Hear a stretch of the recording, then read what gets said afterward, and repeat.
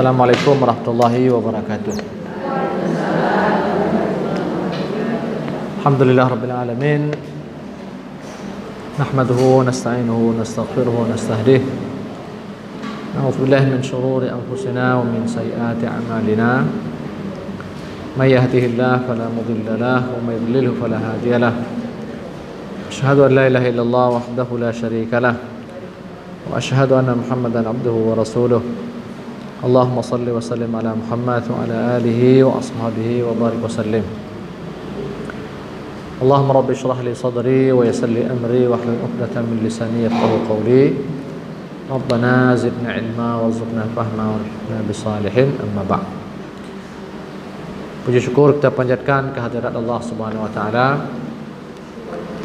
Alhamdulillah kita bertemu kembali di kesempatan pagi yang berbahagia ini. Salawat dan salam tidak lupa kita sampaikan kepada baginda Nabi Muhammad sallallahu alaihi wasallam, kepada keluarganya, juga kepada semua sahabat-sahabatnya. Ibu-ibu yang dirahmati Allah, menyambung dari apa yang kita sampaikan pada pertemuan yang telah lalu, ya. Jadi kita masih seputar tema sabar dan salat, ya. Dan di pertemuan pertama kemarin kita menyampaikan beberapa alasan sederhana kenapa sabar ini perlu perlu disampaikan, perlu diperbincangkan, ya. Perlu temanya itu dibesarkan. Nah, kira-kira begitulah, ya. Dan ada beberapa alasan kita sampaikan, ya. Dan itu semua menuntut kita untuk berakhlak, ya, dengan akhlak yang kita kenal dengan sabar, ya. Nah, dan terakhir kita sampaikan kemarin itu kenapa perlu sabar? Karena didasarkan kepada satu ayat. A'udzubillahi minasyaitonir rajim. Bismillahirrahmanirrahim. Laisal birra an tuwallu wujuhakum qibala al-masyriq wal maghrib, walakinnal birra man amana billahi wal yawmil akhir wal malaikati wal kitabi wan nabiyyin wa atal mala ala hubbihi dhawil qurba wal yatama wal masakin wa ibnas sabil was-sa'ilina fir riqab wa aqamas salata wa ataz zakah wal-mufuna bi'ahdihim idza ahadu was-sabirina fil ba'sa'i wad-dharra'i wa hinal ba's ulaika alladziina shadaqu wa ulaika humul muttaqun. Nah, jadi didasarkan kepada ayat itu, maka kita katakan kemarin bahwa sesungguhnya seseorang itu belum betul-betul teruji sampailah dia kemudian berada di keadaan sempit. Nah, gitu, ya. Jadi ada orang yang bersyukur ketika lapang, tetapi belum tentu dia bersabar ketika sempit. Nah, pinginnya agama ini kepada kita ibu-ibu yang berbahagia, sebagaimana kita bersyukur ketika kita lapang, nah begitulah hendaknya kita juga bersabar ketika kita sempit. Nah, jadi kalau boleh saya perluas sedikit maknanya ini. Jadi agama ini menuntut konsistensi, ibu-ibu. Jadi agama ini menuntut dari kita itu komitmen, ya. Jadi kita ini tidak plim-plan, ya. Kita ini satu warna, jadi tidak banyak warna. Jadi kalau di bulan Ramadan kita rajin begini, harusnya di luar Ramadan kita juga rajin begini. Nah, itu dia, ya. Itu namanya konsisten, namanya, ibu. Itu namanya istiqamah. Itu namanya saat lapang kita bersyukur, saat sempit kita juga bersabar. Sehingga bagi orang beriman itu, bagi orang bertakwa itu, dia tidak mempersoalkan lapang atau sempit, tidak jadi problem ini. Apakah panas atau dingin itu tidak jadi masalah. Mereka tidak lagi melihat ini. Jadi panas dingin itu bukan apa-apa. Jadi tidak ada masalah apa-apa. Mereka punya uang, tidak punya uang juga tidak ada problem. Kedua-dua kondisi ini mereka bersedekah, ibu. Tidak ada uang bersedekah, tidak ada uang juga Bersedekah. Hidupnya lapang bersedekah, tidak lapang juga bersedekah. Hidupnya berlebih bersedekah, hidupnya sempit juga bersedekah. Jadi mereka tidak lagi melihat ini. Status itu tidak lagi penting bagi mereka. Aisyah itu ibu-ibu, suatu hari didatangi oleh seorang ibu yang dia punya anak kecil. Dan Aisyah tidak memiliki apa-apa kecuali hanya 2 butir kurma kah pada ketika itu, ya. 2 butir kah sebutir? 1 butir kurma, ya. Karena si ibu itu membawa 2 orang anak. Nah, apakah kemudian Aisyah mengatakan saya tidak punya ini, tidak punya itu? Diambil sebutir kurma itu dan hanya itu yang ada di rumahnya. Dan dia membelah 2 kurma itu, diberikan kepada sebelahnya kepada satu anak, sebelahnya seorang lagi. Nah, dan itu kehidupan sempit. Dan pada saat sempit begitu, Aisyah memberi seluruh harta yang dia miliki.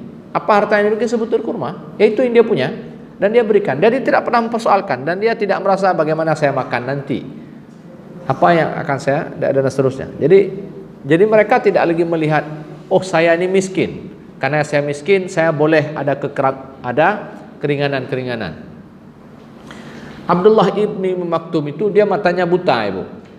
Buta. Dia tidak pernah merasakan, karena saya buta, maka saya boleh tidak ke masjid.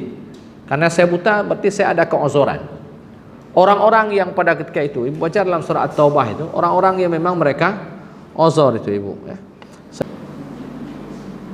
Nah, perhatikan di sini. Allah bilang, "Laisa 'alal du'afa wala 'alal marda." Laisa 'alal du'afa wala 'alal marda wala 'alal ladzina la yajiduna ma yunfiquna harajun idza nasahu lillahi wa rasulih.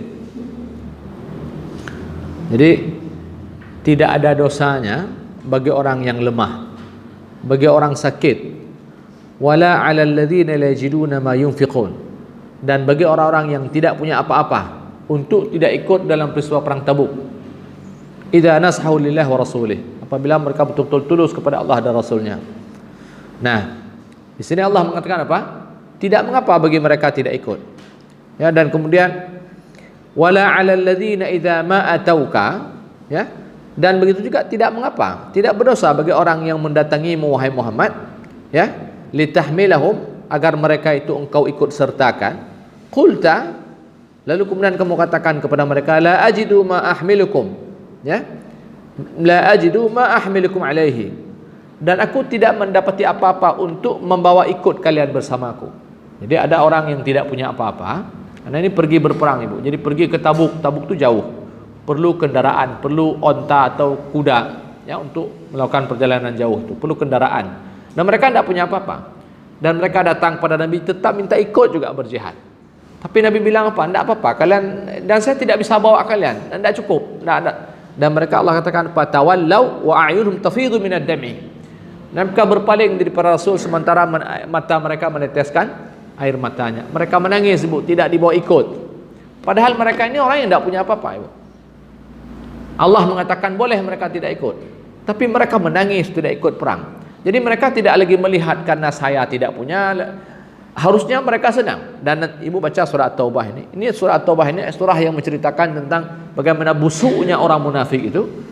Orang-orang yang hidupnya lapang, mereka kaya, tapi mereka tidak ikut serta dalam perang Tabuk. Tapi bandingkan orang beriman ini, ibu. Mereka tidak punya apa-apa, datang pada Nabi minta ikut, dan Nabi sampai mengatakan jangan. Dan mereka berpaling daripada Nabi dalam keadaan menangis. Menangis, tidak dibawa pergi. Dia kena kenapa? Orang muttaqin itu, dia tidak lagi melihat itu, ibu.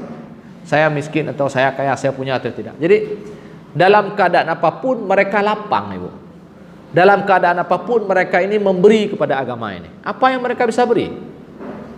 Ya, kita pada hari ini soal retribusi sampah saja susah kita keluarkan duit 20.000, ibu. Ya, uang sosial dia aja lah masyarakatnya. Jadi ibu-ibu yang berbahagia.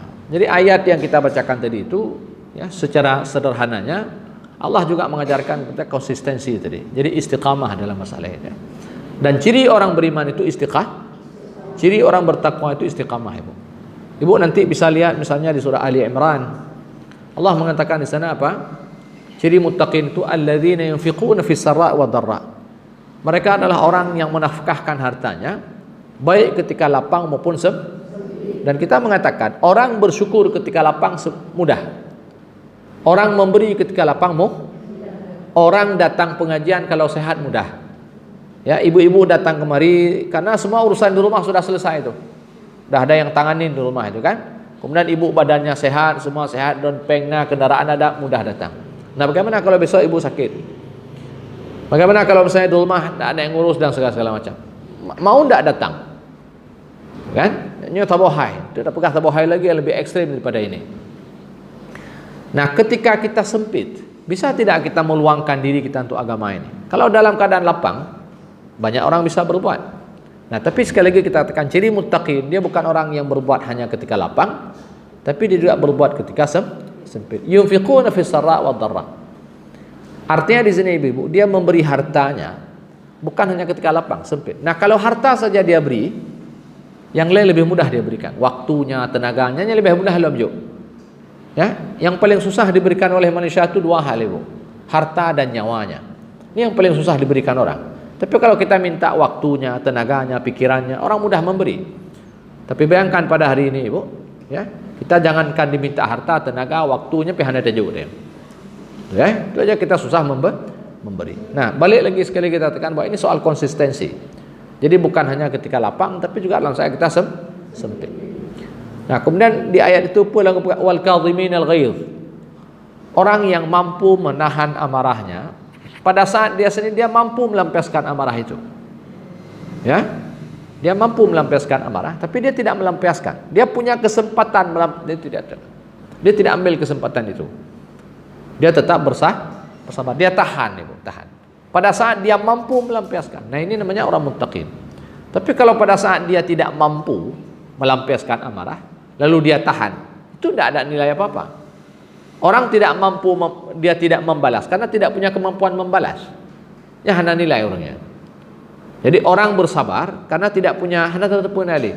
Jadi orang dimarah sama tokinya, dimarah sama atasannya. Lalu orang yang kena marah ini katakan, ya sudahlah, kita sabar aja lah, kita orang bawahan. Nah, itu bukan sabar namanya.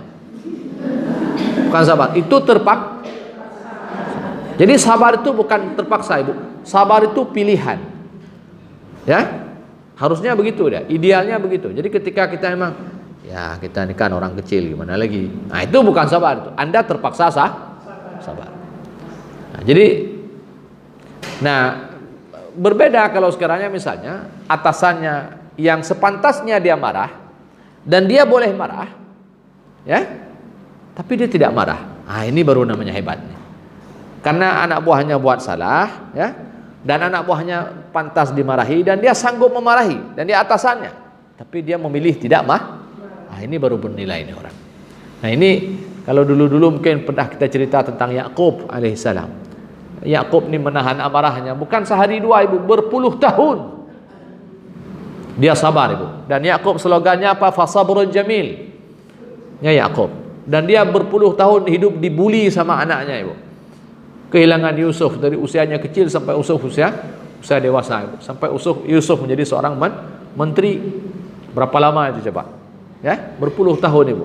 Tapi Nabi Allah Yusuf ini, Nabi Allah Yakub, dia tetap tidak pernah melampiaskan amarahnya kepada anak-anaknya yang berbuat kasar dan buruk kepadanya. Padahal dia seorang ayah.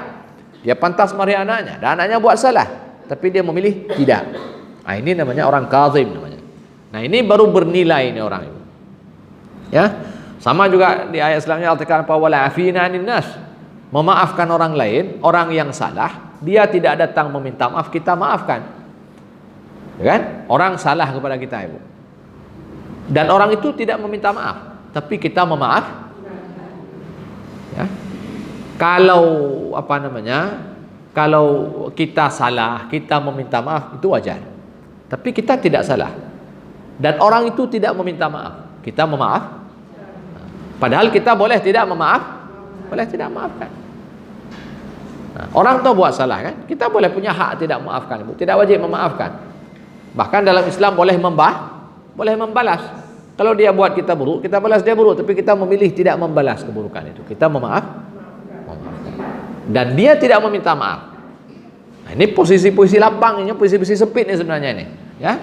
Nah, di mana kita diberi kesempatan untuk begini, tapi kita tidak melakukan itu, kita pilih yang begini. Ya. Nah, begitu juga selanjutnya Allah kan Allah yuhibbul muhsinin. Banyak ulama mengatakan muhsin di sini adalah apa? Orang yang ketika orang berbuat buruk kepadanya, dia justru membalas kebaikan. Kalau orang berbuat buruk kepada kita dan kita diam, gitu kan? Nah, tidak merespon apa-apa, itu sudah baik. Tapi sekarang bayangkan ada orang berbuat buruk kepada kita, yang kita balas apa? Kebaikan. Ditepuk apa jalan tajuk peng aja.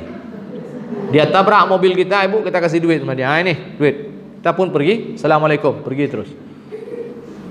Bayangkan kalau ada orang seperti itu, ibu. Jadi ibu lagi jalan, tiba-tiba ada orang nabrak sepeda motor ibu di belakang. Dan ibu jatuh terpelanting ke depan. Ya, tergilir kaki atau tangan ibu. Lalu ibu buka dompet, kasih duit. Alhamdulillah nak, terima kasih banyak, ini duitnya 200.000, pergi sana. Udah nabrak ibu. Nah, kemudian kita doakan semoga engkau dimampuni Allah dosa-dosamu, kemudian dimasukkan kamu ke dalam surga. Ya? Tahu nama mana ini? Long kena pertama dalam museum punya nah. Ha? Nah lo kena dalam museum, Jadi balik pada ayat tadi, ibu, ya. Jadi ini bicara konsistensi, ibu. Jadi bagaimana orang, ya, dia bukan hanya dalam keadaan lapang, tapi juga dalam keadaan sempit. Nah, ibu-ibu yang berbahagia, perkenakan bau rendron. Hari ini ketika kita mengatakan diri kita sempit, atau kalau ada orang hari ini sempit. Nah, sempit kita pada hari ini, ibu-ibu, itu sempit karena kita terpaksa sempit. Ya? Kita hari ini kalau ada yang sempit, itu terpaksa Ada enggak ada antara kita ini memilih sempit? Tidak ada. Ada enggak yang memilih hidupnya miskin? Tidak ada. Semua kita hari ini berusaha untuk hidupnya lah. Cuman kemudian nasib saja membuat kita tidak lapang. Padahal semua kita ini bergerak dari pagi sampai sore, bergerak dari pagi sampai malam, ya, setiap hari. Kita ingin hidup kita lah lapang. Semua ingin lapang. Tidak ada yang memilih jadi sempit, ibu. Tetapi kalau kita melihat kehidupan para sahabat dahulu, sempit mereka bukan karena sempit, tapi mereka memilih sempit. Ya, mereka memilih sempit. Jadi Nabi Muhammad kita, ibu-ibu, dalam cerita Aisyah dikatakan, "Ma syabi'a al-Muhammadin mundu qadimal Madinah min ta'amil burri thalatha layalin tibah hatta qubita." Tidak pernah kenyang keluarga Muhammad daripada makanan gandum 3 malam berturut-turut sampai dia diwafatkan Allah Subhanahu wa taala. Dan itu bukan karena tidak punya. Aisyah tadi itu ketika menghadiahkan sebutir kurma tadi itu, bukan karena dia memang tak sanggup beli kurma dan tidak ada. Bukan. Aisyah pernah mengatakan, pernah di rumah Nabi 2 purnama tidak ada asap. Dan ketika ditanya apa yang dimakan oleh keluarga Nabi, al-aswadain, al-ma' wat tamar, air putih dan kurma kering. Apakah Nabi terpaksa begitu? Dia tidak punya, tidak mampu misalnya. Ada sebuah hadis, ibu, pegah-pegah hadis. Dan Aisyah tadi menyebutkan, "Munzu qadimal Madinah", semenjak dia sampai di Madinah. Kenapa disebutkan Madinah? Karena Madinah ini fase di mana Nabi kita sudah terlibat aktif dalam beberapa peperangan. Dan Nabi kita adalah seorang Rasul yang Allah halalkan kepadanya harta rampasan perang. Dan itu tidak ada halalkan kepada Nabi-Nabi sebelumnya. Dan Nabi dapat 1/5 daripada harta rampasan perang itu, ibu-ibu. Dan dalam perang Badar itu kiloan emas, ibu. Uang emas itu, kepingan emas itu luar biasa, ibu. Dalam perang Hunain, ibu baca cerita dalam perang Hunain, ini perang yang terakhir yang diikuti oleh Rasulullah sebelum peristiwa Tabuk. Tabuk itu ikut tapi tidak jadi peperangan. Nah, perang Hunain itu, ya, orang Bani Thaqif pergi berperang, ibu, melawan Nabi. Semua mereka bawa anak, istri, binatang ternak, semua mereka bawa ke lembah Hunain. Dan mereka kalah. Dan semua harta itu mereka tinggalkan. Ribuan ternak di sana, ibu. Sehingga orang yang datang kepada Nabi, satu orang beliau kasih apa? 100 ekor kambing, 100 ekor video imanaju. Dia kasih. Dan berapa yang dia bawa pulang ke Madinah, ibu? Tidak ada. Berapa banyak emas yang dia bawa pulang daripada Badar ke rumahnya? Tidak ada. Jadi Nabi kita ini miskin itu bukan karena memang dari sononya miskin, tidak. Nabi kita dulu, ibu, sebelum menikah dengan Khadijah, dia sudah kaya di Mekah. Nabi kita itu, ya. Jadi di antara pekerjaan Nabi kita di Mekah dulu itu, dia jadi makelar, ibu. Apa namanya? Jadi kalau beliau ini biasanya kalau melihat ada perusahaan-perusahaan orang, kalau dagangan orang udah nggak betul, itu beliau beli itu. Maksudnya ya kayak orang sekarang beli perusahaan, ibu. Jadi kalau ada perusahaan yang tidak sehat, Itu dibeli itu. Dibeli. Ya. Nah, dibeli lalu kemudian dia buat perusahaan itu bagus. Nah, ketika perusahaan ini sudah sehat kembali, nah sahamnya dijual. Nilainya semakin tinggi, dapat untung. Itu di antara pekerjaan Nabi kita ketika di Mekah dulu, Ibu. Jadi beliau ini jadi pialang sukses. Jadi lihat ada dagangan orang yang mau dekat-dekat bangkrut, dia ambil alih itu. Nah, dia perbaiki sampai dia sehat, kemudian dia jual kembali, dia kasih lagi ke orang lain. Ya, itu kerjaan Nabi. Jadi dia memperbaiki perusahaan lah kalau sekarang ini. Jadi perusahaan yang tidak sehat dia buat, dia beli. Ya, saat sahamnya sangat murah harganya, ya, ketika sahamnya turun sekali anjlok dia beli. Karena kenapa sahamnya murah? Karena perusahaannya lagi bermasalah. Ya, nilai sahamnya jatuh, dibeli. Nah, diperbaiki sedemikian rupa ketika perusahaannya sudah sehat, dijual lagi ke publik sahamnya. Nah, hanya kerjaan Nabi itu. Jadi dia orang yang cerdas. Dan itu yang dilihat oleh Khadijah. Nah, jadi Nabi kita itu bukan cuma pengembala kambing. Panena orang ya ajo, ya mekat orang perabi kambing gitu. Khadijah ini seorang saudagar kaya, lalu kemudian tiba-tiba ngasih dagangannya sama pengembala mana ada? Ya. Dia tidak memberikan kepada pengembala kambing, dia berikan kepada seorang yang pandai mengurusi dagangan tadi. Orang yang pandai mengurusi perniagaan. Dia tahu ini kalau misalnya dagangannya bermasalah, Muhammad ini bisa merepair itu. Ya, dia bisa memperbaiki, dia bisa tanganinya. Karena dia melihat itu, maka dia memilih Rasulullah sebagai orang yang dia percayakan dagangannya untuk dia dagangkan. Ya. Ibu-ibu yang berbahagia. Jadi poinnya di sini apa? Nabi kita itu bukan orang miskin. Dan bahkan ketika beliau jadi Rasul, apa kata Nabi dalam sebuah hadisnya? Urida ala Rabbi Batha Makkah dhahaba. Tuhanku menawarkan kepadaku daerah Batha di Makkah itu menjadi emas. Allah tawarkan kepada Nabi. Tapi Nabi kita bilang apa? Qultu la ya Rabbi. Tidak wahai Tuhanku. Aju'u yawma wa ashba'u yawma. Tapi Nabi kita justru memilih kenyang sehari, lapar sehari. Pilihan. Nabi memilih. Jadi kalau kita miskin pada hari ini memang dari naikkan kagatin di tengok. Gimana pegot, man? Hah? Nabi dia bukan orang miskin. Dia memilih begitu, Ibu. Memilih sempit. Sementara dia punya peluang hiduplah lapang, tapi dia memilih. Dan begitu juga dengan banyak sahabat yang lain, Ibu. Khadijah kita katakan tadi, itu dulunya orang kaya. Dia menikahi Rasul posisinya kaya. Tapi kemudian datang Islam kepada Nabi, dan Khadijah memilih Islam itu. Yang pada akhirnya apa? Resikonya apa? Hartanya dihabiskan untuk dakwah Islam, Ibu. Jadi dia memilih hidup sempit bersama Nabi. Itu pilihan. Ya, banyak Abu Bakar juga demikian nantinya, banyak sahabat-sahabat yang lain. Walaupun nanti ada yang memilih hidup lapang. Tapi poin yang kita mau sampaikan di sini, bagi para sahabat, apakah memilih hidup lapang atau memilih hidup sempit? Bagi mereka itu tidak masalah. Sempit dan lapang bagi mereka sama-sama lapang. Dalam keadaan lapang sedekahnya sangat banyak, dalam keadaan miskin pun, dalam keadaan sempit pun mereka tetap bersedekah. Sedekahnya juga banyak. Berapa banyak? Sebiji kurma. Aisyah tadi sedekah, Ibu. Sebiji kurma ini seluruh harta yang dia miliki. Abu Bakar juga menyedekahkan seluruh hartanya, Ibu. Aisyah juga menyedekahkan seluruh harta yang dia miliki. Hanya saja hartanya sebiji kurma. Tapi sebiji kurma itulah seluruh harta yang dia miliki pada hari itu. Jadi bagi mereka tidak ada perbedaan di sini.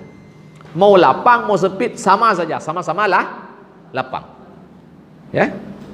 Nah, sementara jadi ketika kita melihat mereka memilih sempit, Ibu, ini bukan berarti kemudian ketika mereka sempit itu menjadi alasan bagi mereka.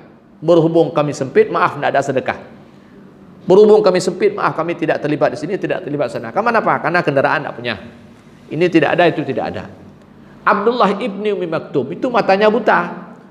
Apakah ketika buta lalu dia mendapatkan semacam privilege? Dia mendapatkan keistimewaan lalu kemudian dia tidak ke masjid karena matanya buta. Dia tidak ikut dalam ini. Tidak. Memang betul dia tidak dibawa dalam beberapa peperangan hanya kembali Nabi karena dia buta. Tapi dia mengambil alih yang lain, Ibu. Dia memimpin di Madinah ketika Nabi pergi. Tetap dia memberi kepada Islam seukuran dia sebagai seorang buta. Dan Abdullah ibni Maktum ini yang menjadi muadzin pertama setiap subuh sebelum Bilal adzan, Ibu. Ini padahal orangnya buta ini, tapi dia orang yang membangunkan orang yang terbelut. Jadi adzan pertama ini salah satunya fungsinya untuk membangunkan orang tidur, Ibu. untuk mengingatkan orang yang sedang sembahyang malam, siap-siap, waktu subuh sudah akan tiba.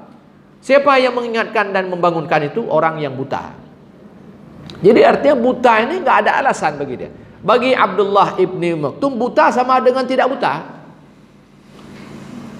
Hana beda, tidak ada beda. Dan dia itu sama dengan orang yang sehat. Dan setiap kali pengajian dengan Nabi, dia duduk paling depan, ibu. Tidak karena buta datangnya lambat lalu kemudian duduk belakang, tidak. Dia justru duduk paling depan. Dan Nabi ketika datang Abdullah itu, dia berdiri, ibu, dia ambil serbannya, dia hamparkan di depan, dan dia pun mengatakan, marhaban biman atabani bihi rabbi. Selamat datang kepada orang yang karenanya Allah menegurku di dalam Al-Quran di surah Abasa wa tawalla an jahul a'ma itu.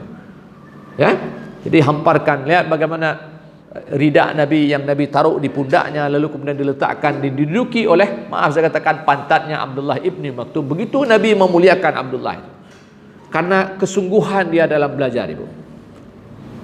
Ya, artinya apa? Tidak ada beda, tidak ada beda. Mau matanya tidak bisa melihat, dan begitu yang melihat sama saja. Semua mereka lapang. Walaupun kita melihat seakan-akan dia sempit. Secara lahir kita lihat mereka sempit, tapi mereka merasakan hidupnya lapang. Sehingga tidak ada kata-kata tidak bagi mereka. Mereka akan berbuat semampu mereka, buat mereka akan berikan. Nah, ibu-ibu yang dirahmati Allah, ya. Nah, jadi ini satu poin, ya. Jadi bahwa kita katakan bahwa tadi seseorang ini belum tentu teruji ketika dia lapang, sampailah dia masuk pada kondisi sempit. Bagaimana pas saat dia sempit ini? Dia bersabar atau tidak, kan? Bagaimana konsistensi dia terhadap Islam ini? Bagaimana ketika di sini dan bagaimana ketika di sini? Nah, saya pingin, ini mesti saya buat koma di sini, ibu. Dan pingin bawakan ibu-ibu ke satu ayat cerita tentang Bani Israel. Ada satu ayat di Al-Baqarah, ibu. Unik sekali cerita ini. Kita tahu semua Bani Israel selepas daripada kejaran Fir'aun itu, ketika mereka Allah selamatkan daripada kejaran Fir'aun, Bani Israel keberadaannya sekarang di Sinai, ibu. Di Sinai, ya. Sinai itu daerah gurun, jadi pasir dan sebahagiannya gunung bebatuan. Cuacanya sangat panas, ekstrim di situ, dan tidak ada tempat berlindung, tidak ada pepohonan. Nah, karena cuacanya panas, Bani Israel minta kepada Nabi Allah Musa agar Allah memberi mereka sesuatu untuk mereka bisa berlindung daripada panas terik matahari. Allah pun katakan, wa dhallalna alaikumul ghamam. Ya, jadi kami naungi ke atas mereka itu awan. Jadi awan itu menaungi perjalanan Bani Israel sepanjang mereka di Sinai. Jadi sehingga kemana-mana mereka pergi, lapang, dingin, ibu, karena tidak ada matahari langsung menyengat mereka, tidak. Jadi ada awan yang melindungi mereka dari sengatan sinar matahari.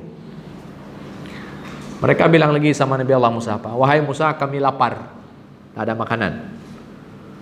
Allah pun katakan apa? Wa anzalna alaikumul manna wassalwa. Jadi ada binatang namanya salwa, ibu. Jadi binatang ini semacam burung puyuh. Jadi binatang ini akan datang kepada mereka di setiap sore harinya. Dan mereka akan memilih yang gemuk-gemuk dan membiarkan yang kurus. Besok datang lagi, ibu, ambil yang gemuk, yang kurusnya dibiarkan. Besok ada terus begitu. Tidak perlu berburu, binatang itu datang kepada mereka. Ya, tidak perlu cari pohon yang rindang, awan menaungi mereka. Lalu mereka bilang, wahai Musa, makanan sudah ada. Tapi kamu nyoka uwa, mereka mau ka uwa. Tahu uwa, ibu? Apa uwa? Uwa apa bahasa Indonesia uwa? Hah? Tersedak. Makanan sudah ada, kami sudah tersedak ini. Ya? Perlu kena tulak makanannya kamu nak kata kena. Maka Allah bilang dalam wa idistasqa Musa liqaumih. Ya, ketika Nabi Allah Musa meminta air kepada kaumnya, Allah pun mengatakan faqulna dhrib bi'asakal hajar fanfajarat minhu 12 'ayna qad 'alima kullu unasin mashrabahum. Lalu kemudian Allah perintahkan kepada Musa untuk memukulkan tongkatnya pada batu, lalu terpancarlah 12 mata air. Dan setiap klan Yahudi mereka minum dengan sepuas-puasnya daripada pancaran air tersebut. Apa kurangnya lagi? Ya, makan sudah, ya, air sudah, kan? Kemudian mereka di bawah naungan awan itu, kan? Jadi kipas angin mesap-sap, lepi ya gede kan? Ya menan. Buna iyana. Apa kurangnya? Kopi tidak ada. Lalu mereka pun minta, wahai Musa, kopi ini belum ada ini, kopi. Ini kita semua udah ada ini. Ya, makanan penutupnya tidak ada, Ibu. Dessertnya tidak ada. Ya, makanan penutupnya tidak ada. Allah pun turunkan kepada mereka apa? Manna, Ibu. Manna itu sejenis madu berwarna merah. Itu jadi makanan penutup. Kalau mereka pingin manis, mereka makan itu. Kalau mereka pingin air, mereka manis, mereka bubuhkan itu ke dalam air mereka. Ya. Jadi kita tidak perlu cari madu itu seperti kita sekarang pergi ke rimbar ke hutan sana. Ya, lalu kemudian manjat pohon cukup tinggi, tidak perlu. Jadi tanpa usaha apapun semua datang kepada mereka. Ini namanya kondisi lapang namanya, Ibu. Ya, tidak perlu bekerja, uang ada. Ya, tidak perlu apa-apa, makanan apa yang mereka butuhkan dah dapat. Nyaman kali, nyaman, banget dah. Tapi bayangkan Ibu, dalam keadaan nyaman itu mereka bilang apa? Ya Musa, lan nasbir. Lihat kalimat mereka itu. Dan Allah sebutkan lan nasbir. Kami tidak bersah. Oh, dahsyatnya Ibu. Dalam keadaan lapang ada orang tidak bersabar, Ibu. Nah, kalau dalam keadaan lapang dia tidak bersabar, bagaimana kalau dia sempit? Ada orang maksudnya dalam keadaan lapang dia merasa bagaimana kalau sempit betul, Ibu? Nah, jadi ini saya ingin kita ini mengoreksi diri kita masing-masing, Ibu. Ya, ini sekali lagi ini bicara konsistensi ini. Awal Ramadan pasti lebih ramai daripada ini. Nah, ini sudah mulai mengurang nih orang nih. Saya memahami itu, Terpaksa saya tadi menunggu sebentar supaya orang-orang datang ramai. Dan mudah-mudahan tidak terjadi.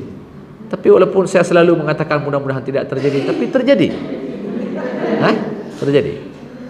Setelah Ramadan tidak ada lagi pemandangan seperti ini. Ya, mudah-mudahan ada, tapi nggak ada. Mudah-mudahan tapi tidak ada.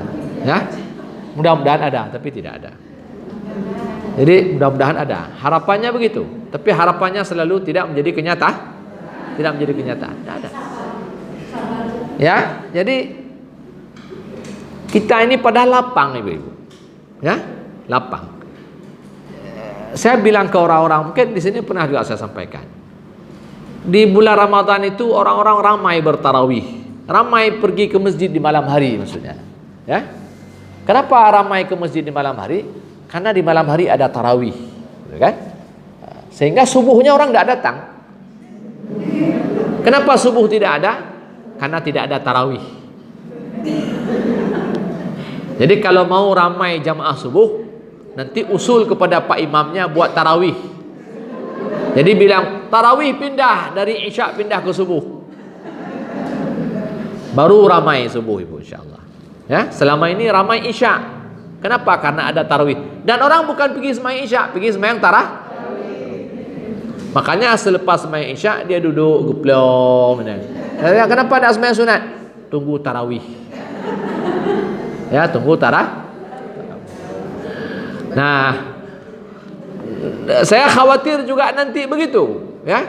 Kenapa ramai di bulan Ramadan kajian, Masya Allah, tabarakallah. Ya, mengaji di bulan Ramadan. Selesai Ramadan, karena kita mengaji bulan Ramadan, baca Quran di bulan Ramadan, kajian begini juga di bulan Ramadan. Selesai bulan Ramadan, ya, lagi tarawih benar. Subuh kenapa tidak datang? Tidak ada tarawih. Kenapa sekarang tidak datang? Ya sudah, kita bukan bulan Ramadan. Jadi kajian itu di bulan Ramadan, mengaji juga di bulan Ramadan. Di luar itu tidak ada mengaji, tidak ada kajian. Jadi ada bulan-bulan tertentu, kan? Kita dekat kepada Allah. Di bulan-bulan lain kita tidak dekat lagi kepada Allah Subhanahu wa taala. Nah, dari situlah ulama mengatakan u'budu Rabb Ramadan wa la ta'budu syahra Ramadan. Sembahlah Tuhan yang memiliki bulan Ramadan, jangan menyembah bulan Ramadan. Tapi banyak orang menyembah bulan Ramadan.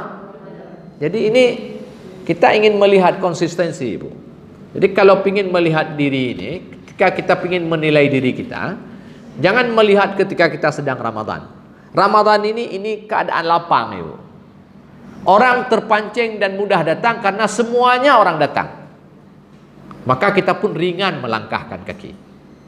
Ya, kenapa? Karena banyak orang banyak orang pergi pengajian, sehingga ketika kita tidak pergi pengajian merasa kayaknya nggak enak nggak ngaji. Nah, kenapa? Karena melihat orang-orang pada pergi mengaji. Tapi besok kayaknya nggak enak pergi ngaji. Berbalik dia. Kalau sekarang nggak enak nggak pergi ngaji, besok nggak enak kalau pergi ngaji. Kenapa? Karena orang-orang nggak pergi ngaji. Kalau pergi ngaji justru nggak enak pergi ngaji. Kenapa? Karena orang tidak pergi ngaji. Ya, kayak subuh tadi. Nah, ibu-ibu perlu tahu sedikit. Nabi kita ini pernah dengar hadis bulan Sya'ban. Orang tanya kepada Nabi, kenapa Rasulullah engkau memperbanyak puasa di bulan Sya'ban? Tidak seperti bulan-bulan lain. Nabi mengatakan, "Dzalika syahrun yaghfulu anhu katsirun minan nas," kata Nabi. Itu bulan yang dilupakan banyak orang. Sehingga ulama mengatakan Nabi kita ini dia beribadah itu ketika orang-orang tidak beribadah, Ibu. Pada saat orang lupa beribadah, pada saat orang-orang lalai, Nabi kita di situ dia muncul. Nah, ketika orang-orang tidak berbuat, Nabi buat. Ya, ini harusnya begitu. Ketika orang-orang tidak datang pengajian, kita datang. Bukan berarti kemudian ketika orang datang kita tidak datang. Ya, bulan Ramadan Nabi puasa, di bulan Sya'ban juga puasa. Kenapa? Ini bulan yang dilupakan banyak orang. Nabi tidak mau melupakan ini. Jadi ketika orang-orang ramai pada lalai, Nabi tidak lalai. Nah, artinya apa? Nabi tidak beribadah mengikut orang. Nah, ya, bukan karena melihat orang. Kalau melihat orang-orang, ya orang-orang dia di bulan ini dia lalai. Tapi Nabi ingin menyampaikan kepada kita, dalam beragama ini jangan ikut orang. Jangan karena melihat orang ramai kamu buat. Tidak ada orang buat, tidak buat. Ya? Nah, ini balik lagi, ini soal konsistensi tadi, ibu-ibu berbahagia, ya. Nah, kalau dalam keadaan lapang, ya, kita merasa sempit, lalu bagaimana kalau betul-betul sempit? Dan pada hari ini fenomena itu terjadi di banyak kita kaum muslimin, ibu-ibu. Dan saya mengatakan kepada banyak orang, kita ini sesungguhnya semuanya lapang. Jika kita bandingkan dengan kehidupan para sahabat. Apa kurangnya kita pada hari ini, ibu-ibu? Kita tidak punya kurang apa-apa. Ya, dari segi materi maksud saya, kita nggak punya kurang apa-apa, nggak ada kekurangan apapun. Nah, tapi lihatlah semangat dan gairah kita beragama, ibu. Dengan kondisi yang lapang yang Allah berikan kepada kita tadi ini. Nah, jadi kita tidak perlu tunjuk ke orang-orang, nanti tanya pada diri masing-masing saja, kan? Nah, dalam keadaan kita lapang seperti ini, bagaimana semangat kita sembahyang? Kan? Bagaimana semangat kita baca Al-Quran, bagaimana semangat kita pengajian, dan lain-lain. Semangat kita berinfak dan seterusnya. Dan dalam keadaan kita dan semua kita lapang. Pada hakikatnya kita lapang. Nah, dan sekali lagi kita katakan, dalam keadaan kita lapang seperti ini, banyak orang dia merasa sempit. Nah, ibu-ibu yang dirahmati Allah, ada satu ayat dalam Al-Quran. Allah mengatakan di sana, "Wa man a'radha an dzikri fa inna lahu ma'isyatan dhanka." Ya. Allah katakan, siapa yang berpaling daripada mengingatku, maka dia akan mendapatkan kehidupan yang sempit. Kan? Bani Israel, ibu, Allah memberikan kelapangan kepada mereka. Tapi dalam keadaan mereka lapang, mereka mengatakan kami tidak sabaran. Di mana harusnya kalimat kami tidak sabar itu posisinya sempit. Ya, harusnya orang yang dalam keadaan sempit dia mengatakan kami tidak sabar. Tapi orang lapang mengatakan tidak sabar. Ini menunjukkan bahwa kondisinya sebenarnya lapang, tapi hatinya yang sempit. Jadi seperti yang saya katakan tadi, para sahabat, ibu, Tidak ada bedanya yang lapang, tidak adanya sempit, sama-sama lapang. Apanya yang lapang? Hati-hati mereka yang lapang. Kita pada hari ini, kehidupan kita sesungguhnya lapang, tapi hati-hati kita yang sempit. Kenapa sempit? Bukankah saya salat? Bukankah saya puasa? Bukankah saya bersedekah? Bukankah saya ikut pengajian? Bukankah saya baca Quran? Bukankah? Tapi kenapa juga sempit? Kenapa dalam keadaan seperti ini? Padahal kita punya fasilitas yang sama, Ibu. Di dalam bulan Ramadan kita punya fasilitas ini, di luar Ramadan juga punya fasilitas itu. Jadi kenapa kemudian kita menjadi seperti, maaf saya katakan seperti bunglon? Di bulan Ramadan warna kita begini, di luar Ramadan warnanya sudah berbeda. Saya bilang ke orang-orang, dulu saya pernah sampaikan itu. Saya tidak bilang ke ibu-ibu lah, ya, saya bilang ke bapak-bapak aja. Ada namanya gila menahun, Ibu. Nah, tuan dengar penyakit gila menahun? Setahun gilanya sekali, Ibu. Nah, ya? Gilanya sekali, setahun sekali, Ibu. Jadi ada orang, ya, dia setiap tahun itu berubah dia, Ibu. Jadi ada orang, Ibu perhatikan di bulan Ramadan ini berubah dia. Bapak-bapak lah, saya tidak bilang ibu-ibu. Nanti ibu-ibu tersinggung nanti. Saya bilang apa? Bapak-bapak tidak tersinggung dia. Ya karena tidak ada di sini, Jadi begitu masuk Ramadan, mulai dari bajunya berubah, Ibu. Pakai baju jubah kayak saya begini, kan? Pakai baju jubah. Minimal baju koko, Ibu. Songkok begini, Bila perlu nak sajadah ini, ada biji tasbih. Dan hari-hari itu merumah masjid, rumah masjid, rumah masjid, kan? Nah, kemudian nggak banyak ngomong, bibirnya kering.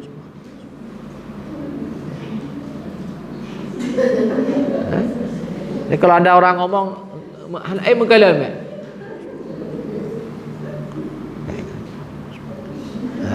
kalau ada orang bicara, paling dia nganggu-nganggu aja. Dia sibuk berzikir, ya. Setiap waktu salat kemas. Begitu Menteri Agama mengumumkan, ya, 1 Syawal jatuh esok hari. Begitu dia dengar itu, kapuleh sembuh dia, Ibu. Sembuh. Tak tahu lagi di mana baju kokohnya, Ibu. Ya, sarung pun tak tahu lagi di mana. Kak ketoi lupa ni ngejak kedai kopi deh. Sudah sembuh. Akhirnya setiap lewat masjid tak nampak lagi sama dia masjid. Tak tahu kenapa tak nampak lagi. Entah apa yang ditaruh oleh pengurus masjid itu.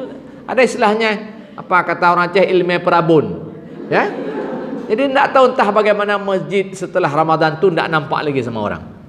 MTRJ ini warna hijau tak nampak juga. Lewat aja. Nyan orang itu, Ibu, malam hari rayanya sampai jam 4 pagi itu raru aja lah, ngong. Tapi enggak ada yang masuk ke masjid. Itu ya pihak apa masjid. Maunya kan adalah berhenti sebentar pipis di masjid. Juga ada. Pipis dia nak mau lagi ke masjid. Tapi orang lewat, lewat. Ya? Tapi anak saja alim masjidnya. Kenapa pihak anak saja cik leh? Kakek lagi gedung mangkraknya. Ya? Jadi rumah hantu lah. Anak urang. Ni jino ke semarak aja. Aleh pakiban pun pedua ironikanya. Puna ka oyah nana perlu. Ni perlu kita cek ni pengurus ini. Kenapa begitu selesai Ramadan orang tak nampak lagi ni? Pada tepi jalan warnanya, saya kira warnanya ini kontras ni, warna hijau ni. Biar terlihat sama, tapi tak nampak juga.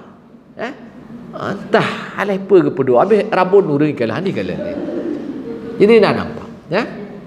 Subhanallah. Nah, jadi kenapa apa ibu-ibu berbahagia? Ini orang ini beribadah, ya. Orang beribadah.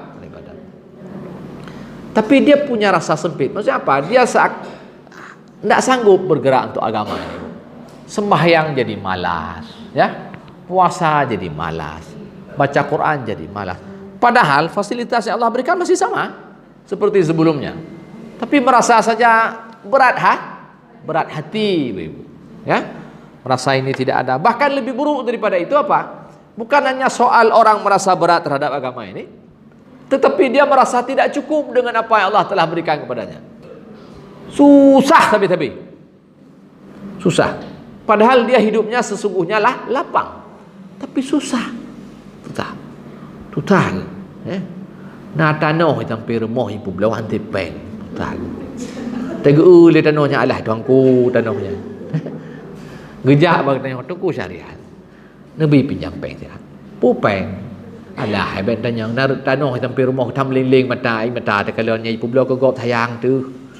Tapi hanti peng. Thamai lo pe hana peng lebih ke bancara.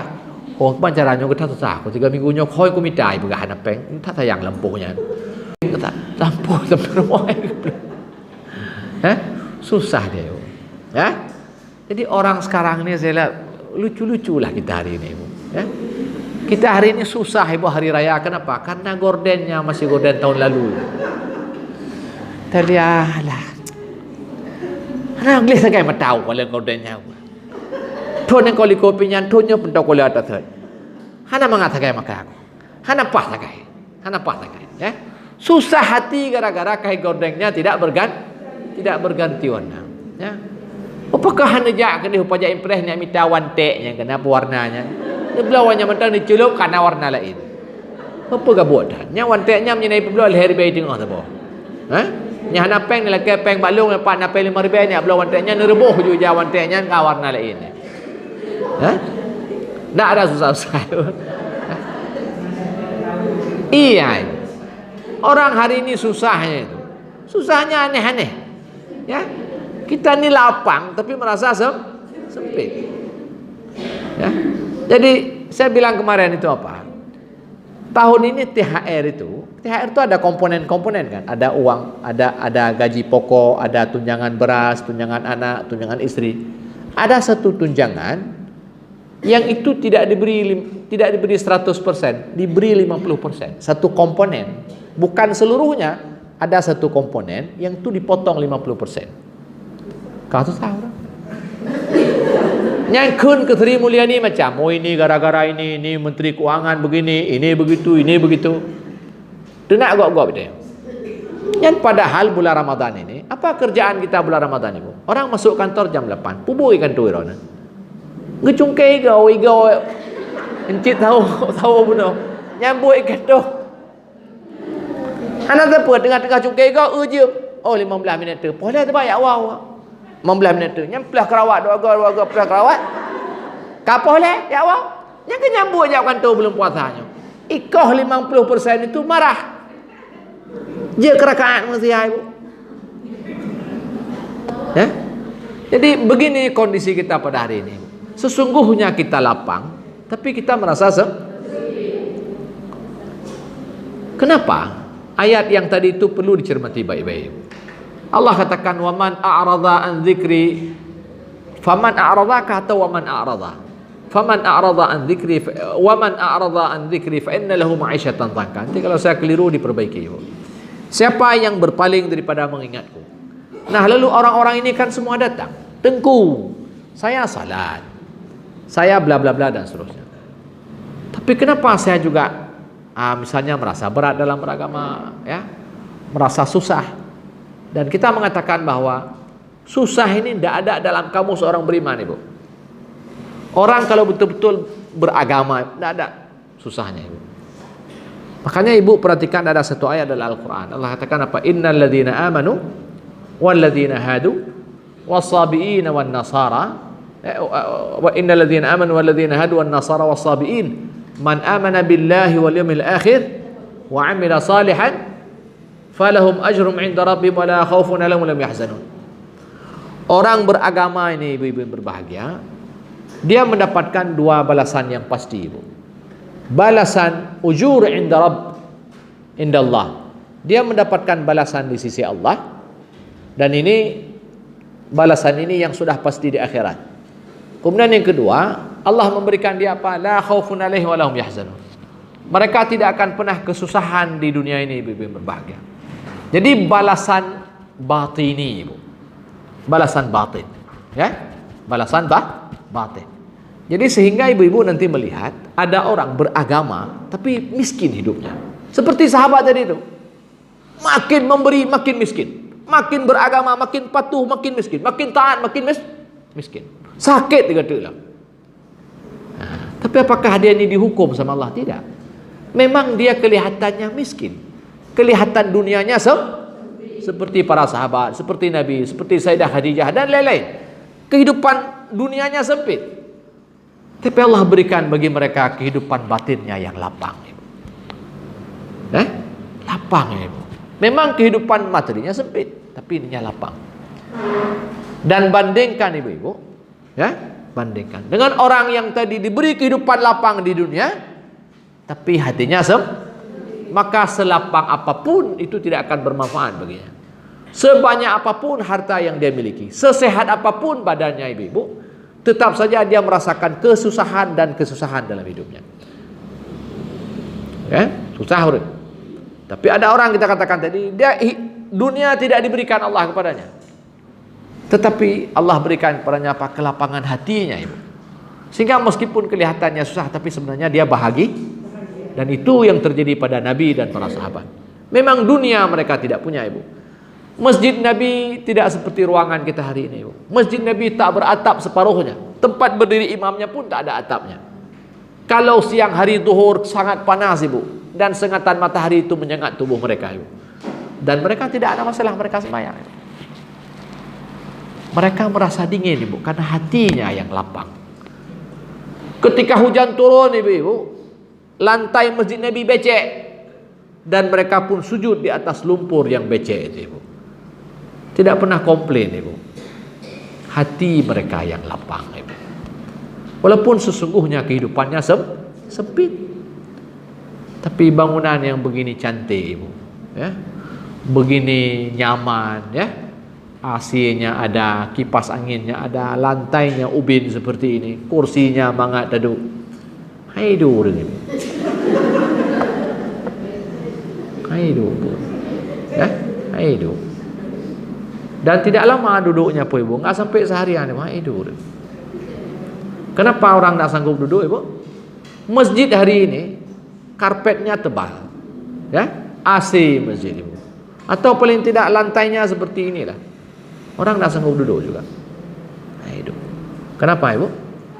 Hatinya ibu. Nah, lalu kan orang itu tanya, kenapa hatinya bermasalah sementara dia salat, dia berpuasa, kan begitu ya? Nah, maka kita mengatakan ibu, di sana ada satu hadis Nabi, dan hadis ini cukup sering ibu dengar dan sering disampaikan di pengajian-pengajian atau tausiah Ramadan. Apa kata Nabi? Rubba saim, laisa lahu min siyami illa al-ju' wa rubba qaim, laisa lahu min qiyami illa sahar. Ada orang yang berpuasa, tapi dia tidak mendapatkan apapun daripada puasanya kecuali lapar.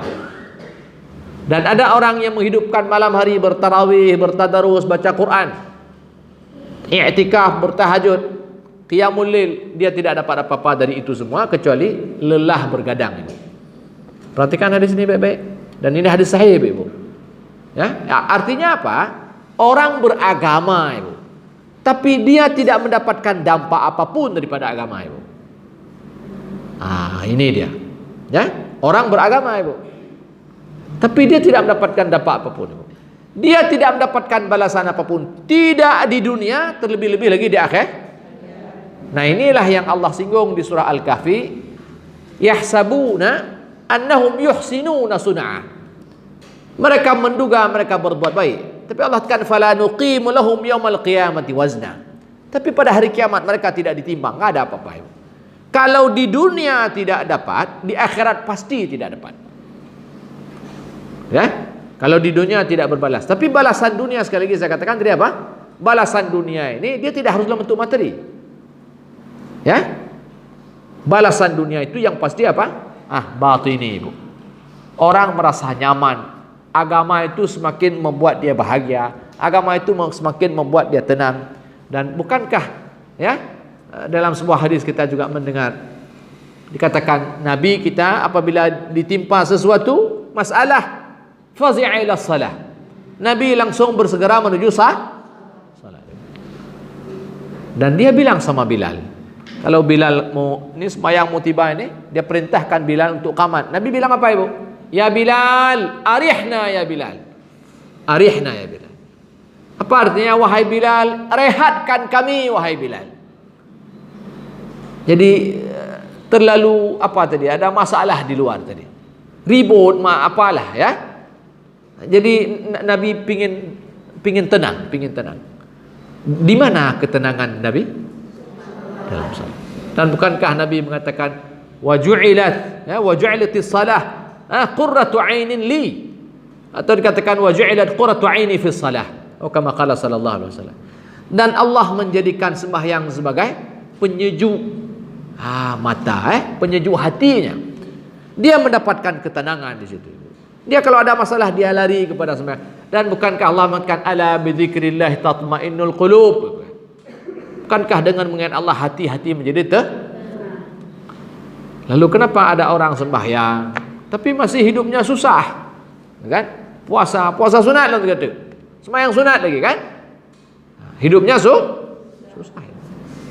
Hatinya bermasalah. Nah, maka kaitkan ini dengan hadis Nabi tadi. Jadi ada orang yang berpuasa, ada orang yang salat malam bahkan dia tidak mendapatkan apa-apa kecuali memang lelah ya, dia haus, lapar dia dapat. Nah, ini problem kita ini ibu-ibu berbahagia. Di mana problemnya? Ini makanya kalimat tadi itu innal ladzina amanu wal ladzina hadu. Kalau ibu perhatikan ada kalimatnya wa amila salihan. Kita beramal tapi belum tentu amal kita saleh, ibu. Ya. Ini kita coba introspeksi diri, ibu, ya. Jadi nanti lihat aja nanti ketika selesai Ramadan seperti apa. Jadi kita mengukur diri, ibu, tidak bisa ketika ramai. Jadi Imam Ali mengatakan, kalau ingin melihat hati kita ini tulus atau tidak kepada Allah, jangan ketika kita sedang ramai, tapi lihatlah ketika kita sedang sedih. Jangan melihat orang itu di bulan Ramadan enggak ketemu, ibu. Maka nilailah diri kita di luar bulan Ramadan, ibu. Lihat semangat agama kita di luar Ramadan itu seperti apa. Kalau di sini nggak ketemu. Ini anak-anak pesantren, ibu. Kalau mau lihat anak baik jangan ke pesantren. Kalau mau lihat anak baik itu ketika dia keluar dari pesantren. Di pesantren semua baik, semua pergi sembahyang jamaah, ibu. Kalau di bulan Ramadan semua pada ikut kajian, semua pengajian, semua baca Quran, semua sembahyang jamaah, enggak udah. Tapi lihat tengah orang raya hoya udah itu. Ini bukan berarti kemudian di hari raya kita tidak boleh begini, tidak boleh begitu, ya. Jadi lihatnya di situ, ibu. Lihat ketika kita dapat masalah. Ketika kita dapat masalah, kira-kira hati kita ini menyahutinya seperti apa, ibu? Kalau kita tidak konsisten, ya. Kalau kita merasa ada susah hidup, nah ini mudah sekali. Ini menunjukkan bahwa ibadah kita ini bermasalah, ibu. Jadi ciri amalan kita diterima, ibu, kita mendapatkan dampaknya. Ya, ketika dapat masalah, karena sesungguhnya fungsi agama di situ, ibu-ibu. Ketika orang tidak lagi datang ke masjid, kita dibawa ke masjid. Fungsi agama di situ. Pada saat sempit, ketika kita dapat masalah, lihat bagaimana hinaan agama pula, ibu. Ketika sedang lapang, ketika sedang rame-rame begini enggak begitu ini. Kita terbawa sendirinya kan urang gejaknya karena ibale angin, ibu, ibale angin iput. Dari urang kajaju. Jadi ini semua faktor eksternal. Bukan dari sini, ibu. Karena kondisi alam saja. Karena hujan, orang masuk ke masjid. Nampak dang liho lain. Bukanlah metuji gelap. Ya. Jadi karena hujan, ibu, cari sana cari sini enggak ada, akhirnya ini parkir gelap di dalam masjid. Nah, kemudian akhirnya kapirang hujan. Metuji rupanya ji. Metuji. Ana mengada apa pun masjid. Masjid rupanya. Jauh nak gua aja. Apa masjid? Ya, rupanya mas. Nah, rupanya kemarin bulan Ramadan, makanya sempatlah ke masjid ini sebentar, ke pengajian ini sebentar. Rupanya Ramadan kemarin tuh. Ana tinggal gitu. Ya. Jadi tidak sadar, tiba-tiba saja sudah ikut pengajian ini, ikut pengajian itu, ibu. Banyak orang tidak sah. Itu tadi, ibu. Sadarnya kapan? Setelah baru sadar. Nah, ya, selama Ramadan tidak sah. Kesurupan sebentar. Itu mamangnya ke urang tanya nak teror. Ya. Ibu-ibu yang berbahagia. orang Melayu ini, ulama-ulama Melayu kita dulu, kalau niat salat, niat puasa, itu ada kalimat sengaja. Betul tak? Kenapa sengaja? Biar orang beribadah ini sengaja, biar dia melakukannya secara sengaja. Walaupun Assalamualaikum warahmatullahi wabarakatuh, tidak sengaja ibu, tiba-tiba sudah selesai sah. Tidak sengaja, tiba-tiba udah salah. Tidak sengaja, tidak sengaja tiba-tiba sudah selesai Ramadan. Tidak sengaja tiba-tiba sudah selesai kajian. Kabeh minggu udah orang hanale sudah selesai. Tidak sengaja, tidak disengajai. Kesadarannya tidak full, tidak penuh ibu. Nah ini salah satu yang kena pegah apa? Ini soal ibadah ibu. Kita hari ini sembahyang, kita hari ini puasa, tapi perlu dipertanyakan ibu-ibu yang berbahagia. Apakah kita melakukan ini semua bahagian pada amal saleh? Nah, ya. Jadi ini yang perlu kita kritisi, ini yang perlu kita koreksi ibu.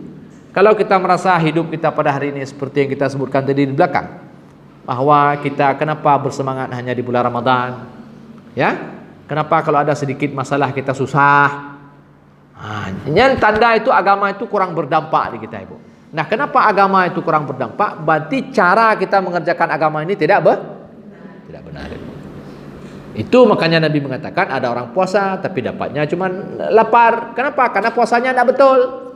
Ada orang sembahyang dia tidak dapat apa-apa kecuali ruku dan sujudnya karena sembahyangnya tidak betul. Itu maksudnya. Nah, bagaimana supaya sembahyang ini betul, supaya ibadah ini betul?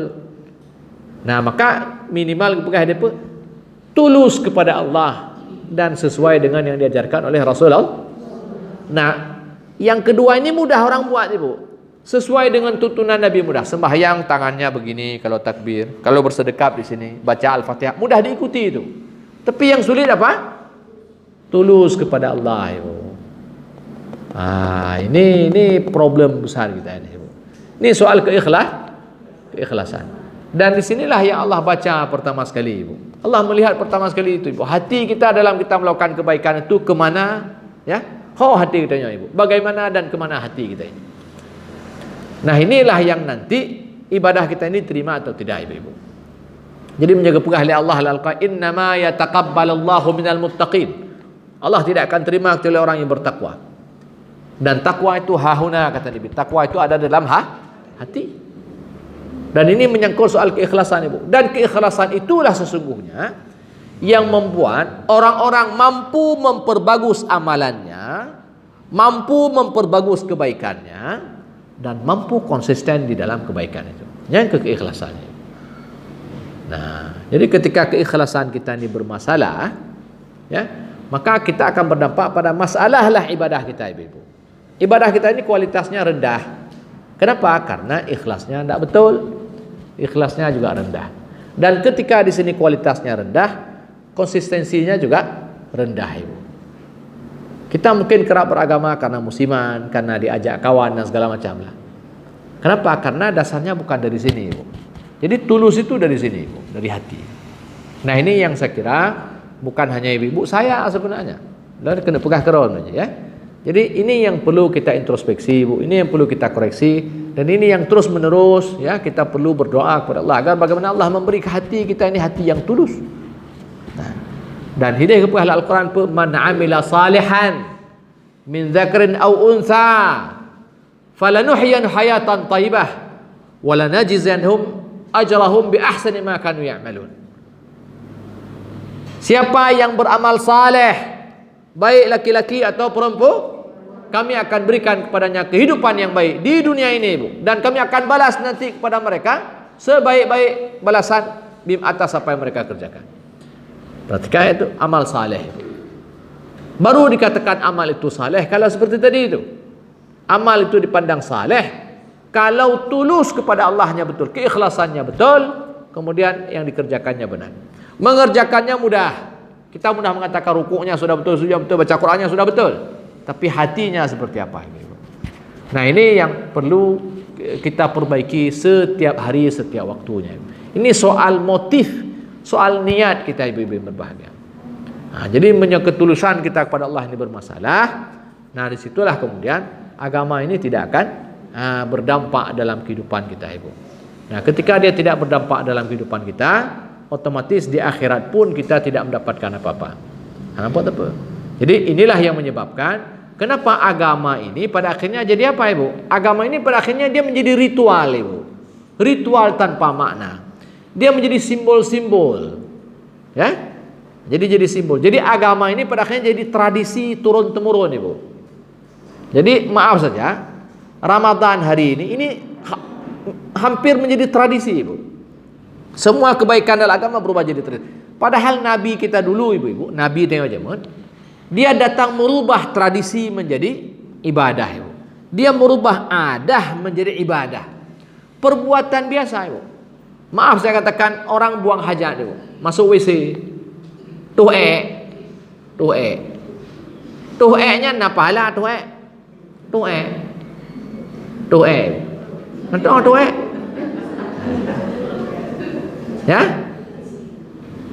berak, Ibu, berak. Hah? Apakah ibadah itu? Ya, ibadah?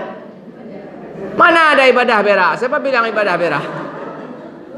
Siapa bilang ibadah itu berak? Tak ada, Ibu. Itu bukan ibadah itu. Ya? Kalau ada yang bilang ibadah, salah itu. Ya? Mana ada ibadah itu? Pipis, ibadah pipis. Ibu mau pipis, Ibu bilang saya mau ibadah dulu ke WC. Begitu. Permisi Ustaz, kenapa? Mau ibadah ke WC sebentar. Ibadah kecil. Nanti saya mau ibadah besar, buang hajat besar, ibadah besar. Itu bukan ibadah, Ibu. Tetapi agama ini bisa merubah yang tidak ibadah menjadi ibadah. Ibu bisa bilang saya mau ibadah kecil, mau ibadah besar. Permisi Pak Ustaz, kemana? Mau ibadah kecil. Maksudnya pipis. Kemana Pak? Mau ibadah besar. Buang hajat, ibadah, Ibu. Bisa berubah ibadah. Kapan ibadah itu berubah?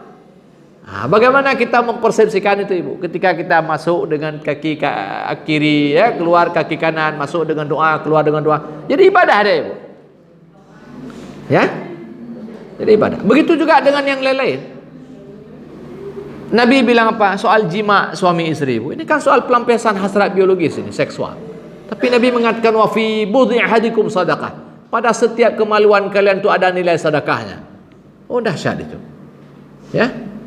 Jadi sesuatu yang kita pandang dan kita anggap biasa-biasa saja, dia menjadi yang bernilai, kan? Tetapi bayangkan pada hari ini, Ibu, ibadah ini ibadah ini, sembahyang, puasa ini ibadah betul nih. Ini sejak dari sononya ibadah. Tapi di kita ini berubah dia menjadi tidak bernilai. Ketika Nabi merubah yang tidak bernilai pada sononya menjadi bernilai, kita merubah dari yang bernilai dari sononya menjadi tidak bernilai. Anak apa yuk? Padahal kita sebagai orang beriman, Ibu, kita beruntung sebenarnya. Karena semua kebaikan yang kita kerjakan itu bernilai. Tapi bayangkan, ketika ibadah yang seharusnya mendapatkan pahala, kita tidak dapat apa-apa. Dan ini yang menyebabkan itu tidak berdampak. Ya, seperti kita contohkan tadi itu. Orang ramai di malam hari karena bertarah. Jadi tarawih itu nyaris menjadi tradisi, Ibu, jadi adat. Ya, nyaris itu. Nah, maaf saja, saya juga khawatir pengajian-pengajian ini menjadi tradisi. Jadi dulu ibu-ibu, orang tua kita mengajarkan kita, membiasakan kita ibadah. Gitu kan? Dia hukum kita kalau kita tidak salat, agar kita terbiasa beribadah. Tapi jangan silap, ibu. Akan sangat mengerikan kalau ibadah itu menjadi kebiasaan, dalam tanda petik. Ya, kebiasaan seperti kita pada hari ini nih. Orang kalau bulan Ramadan pergi mengaji, itu jadi kebiasaan itu namanya. Itu maksud saya. Bagus ketika kita terbiasa salat, kita terbiasa puasa, terbiasa bersedekah, terbiasa baca Quran, terbiasa silaturahim. Ini bagus ini. Ini pencapaian besar. Tapi jangan sampai ini semua berubah kebiasaan dalam makna adat. Karena ketika itu sudah berubah menjadi adat, tradisi, maka ini hati dengan Tuhan sudah tidak ada lagi, Ibu. Orang datang ke masjid pada hari ini, dia mengerjakan ini karena ini menjalankan fungsi sosial pada akhirnya. Fungsi Karena orang-orang datang, dia datang. Orang pergi, dia pergi. Dan begitu kebiasaan orang Aceh. Lagi pakiban biasa malam raya pegat timpan, menan malam-malam tegalom ji tarawih. Kebiasaan sama ini enggak ada beda. Pakam pegat timpan, menai kamu dari nek ke kamu thai malam raya pegat timpan. Enggak pakai niat tu. Pergi masjid juga begitu. Kamu dari nek ke ni kamu thai malam puasa jak masjid, jak melasah tarawih kamu. Pakam tarawih, menang pun ali nek kamu aja menjak tarawih, kau je home, kau je tarawih. Kira-kira begitu, Jadi dia menjadi tradisi. Ini yang perlu ini enggak terlalu ini nih, seperti kulit bawang itu. Jadi kita memang perlu dibiasakan kita agar terbiasa, tapi hati-hati ketika ini menjadi kebiasaan dalam makna suatu menjadi refleks. Bagus ketika ibu misalnya ketika terkejut refleks mengucapkan kalimat yang baik. Bagus itu. Tapi sembahyang enggak boleh refleks. Sembahyang. Enggak boleh refleks, Ibu. Sembahyang itu harus disengajai, Ibu, enggak boleh refleks. Enggak boleh spontan dia. Disadari betul, Ibu. Enggak boleh terkejut sembahyang, enggak boleh. Tiba-tiba saja sudah masuk Ramadan. Enggak bisa begitu. Jadi orang dulu mengajarkan kita, mereka menunggu Ramadan, Ibu. Disengajai dari awal. Begitu. Menansib dengan hari-hari yang lain dan seterusnya. Mereka nanti ini menunggu Lailatul Qadar. Mereka pergi ke masjid i'tikaf, disengajai, Ibu. Mereka betul-betul memantau, maka Nabi mengatakan taharrau Lailatul Qadar. Pantau itu, Jadi intai malam Qadar. Dibuat seperti itu. Jadi bukan sesuatu yang datang begitu saja, yang sifatnya spontan, tidak. Jadi betul-betul memang melibatkan hati, Ibu-ibu. Melibatkan hati. Dan kalau kita bicara kebaikan, maka hati ini harus dikembalikan kepada Allah Subhanahu wa taala. Ini soal kualitas agama kita, Ibu-ibu. Maka tidak perlu heran, saya tutup dengan cerita yang terakhir ini. Dulu kita akan sering dengar sebuah hadis Nabi tentang seorang pemuda, Ibu, pada zaman Nabi, yang ketika dia lewat majlis Nabi, Nabi mengatakan itu penduduk surga sampai 3 kali. Ibu sering dengar cerita itu, kan? Jadi lewat besok Nabi katakan sebentar lagi akan lewat seorang penduduk surga. Sampai kemudian salah seorang sahabat Nabi namanya Abdullah bin Amr bin As. Nah, Abdullah bin Amr ini, beliau ini terkenal dengan rajinnya beribadah. Beliau ini Quran khatam 3 hari sekali, Ibu. Malamnya tak pernah henti sembahyang tahajud, siangnya tidak pernah henti puasa. Ini Abdullah bin Amr bin As. Dan beliau juga pada waktu itu masih muda, Nah, beliau penasaran ini tentang orang ini yang Nabi katakan dia penduduk surga. Lalu sampailah dia datang kepada orang ini, dia minta izin agar dia bisa menginap di rumahnya. Dia bohonglah, dia katakan dia sedang ribut dengan orang tuanya dan seterusnya. Akhirnya diizinkan dia menginap di rumah itu. Dia menginap 3 malam, Ibu. Karena 1 malam tidak cukup. Dia ingin melihat betul nih apa yang dikerjakan ini. Nah, apa yang ditemukan oleh Abdullah bin Amr ini, ternyata si laki-laki tadi nggak ada sembahyang malamnya, Ibu. Dia hanya membangunkan Abdullah bin Amr ini ketika mau sembahyang subuh, bangunkan wudu, pergi sembahyang subuh ke masjid. Nggak ada. Besok siangnya juga tidak puasa sunat. Dan itu yang dia lihat itu sampai 3 hari itu. Sampai kemudian dia tanya, engkau dikatakan sama Nabi begini. Tapi saya melihat kamu tidak ada sesuatu yang kau kerjakan yang istimewa. Lalu kemudian dia bilang apa? Betul memang. Saya tidak melakukan ini dan tidak melakukan itu. Tapi satu hal katanya, apa? Dia mengatakan, hatiku bersih terhadap kaum muslim. Tidak ada dengki, tidak ada hasad, tidak ada iri, tidak ada apa-apa di sini. Nah, saya bukan ingin bicara tentang hasad, dengki, Ibu. Tapi poin saya adalah apa? Pada hati yang bersih. Hati yang bersih. Hati yang bersih datang dari mana, Ibu? Hati yang bersih itu datang dari kebersihan hati kita kepada Allah saat kita beribadah, Ibu. Hatinya jegleh je. Kalau sekiranya kita ibadah kita betul, Ibu, Allah akan gepukli hatinya. Gepukah hati pula satu ayat, Inna Allah yahulu bainal mar'i wa qalbih. Wallah kah? Inna Allah yahulu bainal mar'i wa qalbih. Jadi Allah itu yang membatasi antara kita dengan hati kita, Ibu. Kita tidak mampu mengintervensi hati kita, Ibu. Siapa yang mengintervensi? Allah Subhanahu wa taala. Yuqallibu kaifa yasha. Allah yang membuat hati kita begini begitu. Allah yang membuat seseorang istiqamah atau tidak. Allah yang buat kita mampu bertahan di Ramadan begini, di luar Ramadan juga begini. Kan tanya, Ibu. Kita tidak mampu menguasai hati kita. Jadi antara kita dengan hati kita ada Allah di tengah-tengah ini, Ibu. Nah, supaya kita bisa sampai ke hati ini, Ibu, maka doh harus dijawab Tuhan deh. Ya, supaya kita bisa masuk ke hati kita, Ibu. Biar kita bisa mendapatkan hati kita, maka datangilah Allah sebagai pemilik hati.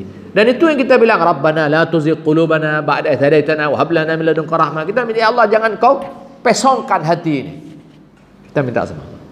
Tetapi Allah tidak akan memberi, kecuali Allah melihat ada ketulusan dari orang-orang yang meminta agar hatinya tidak dipesongkan. Nah, lagi-lagi balik lagi ini pada soal kualitas tadi. Jadi si laki-laki tadi ibadahnya sedikit, Ibu, tetapi hatinya bersih. Dan bukankah ciri penduduk surga hatinya bersih? Dan Allah mengatakan, wa naza'na ma fi sudurihim min ghil tajri min tahtal anhar. Ciri penduduk surga itu hatinya bersih. Sebelum hatinya bersih, orang tidak bisa masuk surga. Jadi penduduk surga itu ibu-ibu berbahagia. Sejak di dunia ini dia sudah bisa merasakan surga itu. Jadi kebahagiaan surga itu sudah bisa dirasakan sejak di dunia ini. Jadi penduduk surga itu hati-hatinya bersih. Dan hati yang bersih ini bukan pada amalan yang banyak. Hati yang bersih didapat pada amal saleh, amal yang berkualitas. Si laki-laki tadi pekerjaannya tidak banyak, ibadahnya tidak banyak. Saya yakin kita lebih banyak ibadah daripada dia. Tapi kita juga mendengar sebuah hadis Nabi. Nabi mengatakan dalam sebuah sabdanya, apa kata Nabi? Dalam sebuah, ada orang datang kepada Nabi, ya Rasulullah, ara'aita idza shallaitu salawatil maktubat. Sering saya sampaikan hadis ini. Wa sumtu ramadhana wa ahlaltul halala wa haramtul haram wa lam azid ala dzalika syai'a. A'adkhulul jannata? Qala na'am. Ada orang datang kepada Nabi tanya, ya Rasul, bagaimana pendapatmu kalau saya sembahyang yang wajib-wajib saja? Enggak ada tarawih, enggak ada qiyamul lail, enggak ada i'tikaf di masjid akhir Ramadan, enggak ada baca Quran. Sembahyang wajib tok, wa sumtu ramadhana, dan saya puasa bulan Ramadan tok. Walam azid ala dzalika syai'a. Enggak ada tambah-tambah, enggak ada rawatib, tidak ada sembahyang sunat, tahajud, enggak ada ini, enggak ada itu, enggak ada duha, enggak ada apa-apa.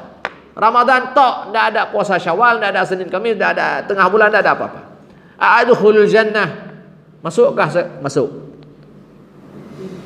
Ini, Ibu.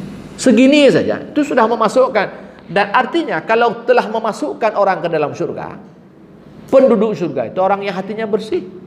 Artinya, Ibu, kalau segini ini saja itu mampu membuat hati kita bersih, Ibu. Segini saja membuat kita menjadi orang yang sangat bahagia. Ibu tahu tidak?